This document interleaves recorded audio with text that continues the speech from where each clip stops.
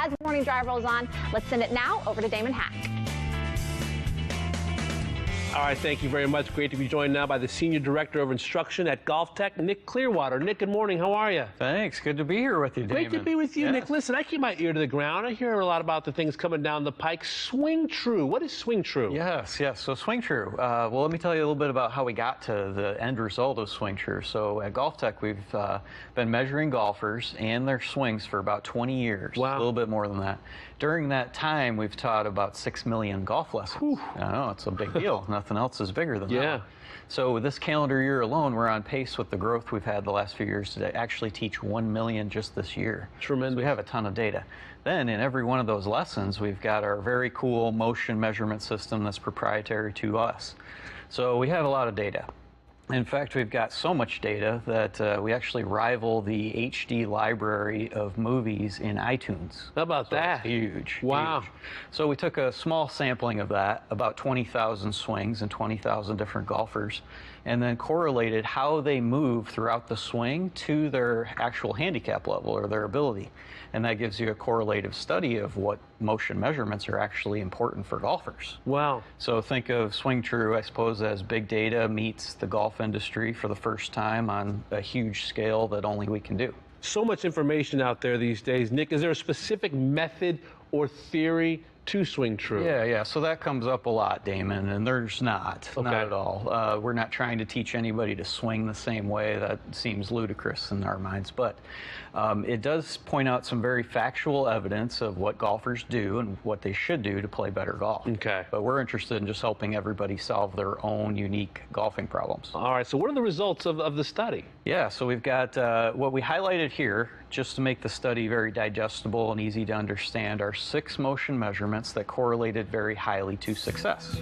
Okay. Now, you want to take a look at one? Yeah. Any surprises, though, in this study? Yeah. Anything that made you go, wow, that's interesting or unexpected? Yeah. I would say that there was nothing that really surprised me or the 600-plus GolfTEC coaches that we have, simply because they use the motion measurement every day in every lesson. Okay. But I have been pretty surprised by some of the normal golfers that look at the study, and they're surprised that that would be really highly correlated, each one of these moves. And a lot of the golf industry and instructors sometimes are a little confused by some of the data. All right, let's go take a look at one of these positions that you were mentioning, one of the 6. Yes, so we have a golfer here demonstrating in our study the difference between a good golfer and someone who's less skilled. So if you look at the golfer in red, you can see the amount that the shoulder bend is backward. So that top sensor you see that sits right on his back, that can be bent forward or backward.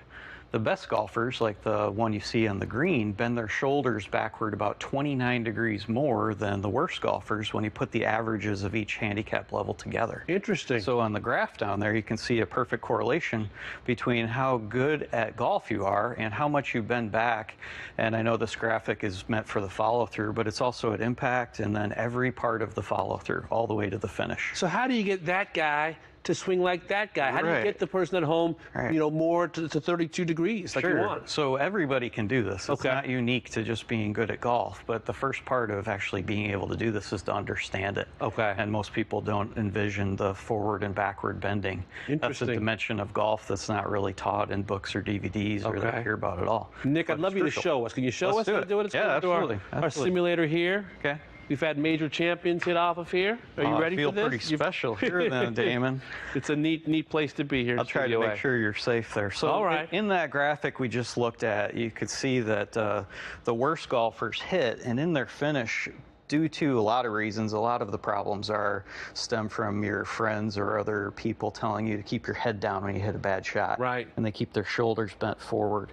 Meanwhile, the best golfers, everybody that you watch on TV, hits the ball and they've got their back really stretched out and they've swung faster as a result. It's a mechanism that a golfer would use to shallow out the amount you hit the ground, and bending yourself backward makes you hit the ball much farther and swing faster. Interesting. So a way to practice, if you do find yourself with the problem of hitting the ground too hard or bending your elbows and trying to look down after you hit, it's a big problem that plagues golfers. So a way you could do that is start with a short swing where your arms stop when they're somewhat parallel to the ground on both sides of the ball, trying to bend your torso back just a little bit from your sternum up. your hips should be very level and your lower back should be very straight. Okay. The bending backward that you saw in that picture is really just from the top of your back upward. Looking like Johnny Miller, looking like the champion at Oakmont back in 1970. There's a reason it worked out so well for him. I love that. Well, let's see you hit some shots. Sure. So the drill that I would suggest would be to just slightly put your weight a little bit more towards the target, and then start with those short swings and punch the ball down the fairway. Straighten your legs all the way. Excellent. And keep your arms really straight at the finish, too. Well done, Nick. What would you say is next for SwingTRU? Yeah, so this is just the tip of the iceberg. Yeah. We're really just stretching our legs with this first version. We'll add some ball flight to it so we can get the characteristics of how people hit, where the balls start, how much they curve, which direction they curve, how far they go, correlate that to success of golfers. And then we've got a host of other things. We're really just getting started with this. It's very cool. My friends at Denver University have taken us through all of this data that we've gone through. We've got other motion measurements that we can measure, how golfers bend their wrists, how the forces are applied to the club. We're just starting out. Awesome information, Nick. Thanks for coming in today. Thanks. Indeed, thank you. We'll take all the help that we can get. Well, we've been talking about